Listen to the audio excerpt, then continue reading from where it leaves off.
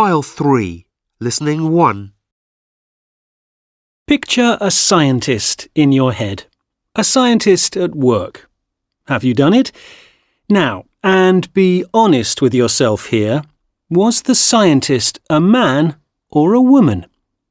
Today we're discussing a long-running scientific study which explores stereotypes about scientists. Georgia Holloway, you've used the Draw a Scientist test in your research. Can you tell us about its history? Thank you. Well, the Draw a Scientist test was first used just over 50 years ago. Researchers asked a group of young children in the United States and Canada to draw a scientist, and then they analysed the results. The same test has been used ever since. It gives reliable results across different countries, and that's something that all academic researchers like. And what does the test show? It tells us a great deal about gender stereotypes in terms of the presentation of scientists.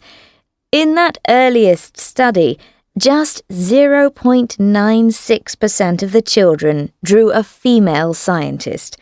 And over time, that stereotype has not been removed. Today, young boys tend to draw male scientists, and around half of young girls draw female scientists. So it's nowhere near equality. And generally speaking, the situation gets worse as the children get older.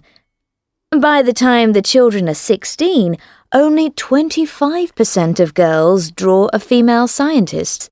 And these drawings show the stereotypes that are present in wider society? Well, that's harder to answer.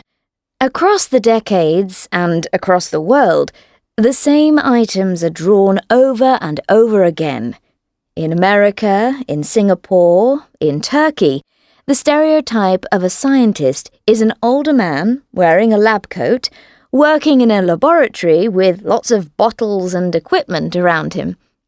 There has been very little change in the details of the stereotype since the project began.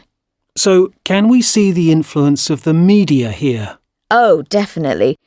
We need more variety in the presentation of science and scientists in TV drama and in the news and other factual programs. If boys and girls think that only men are scientists, then that leads to the message only boys can do science, or girls don't do science.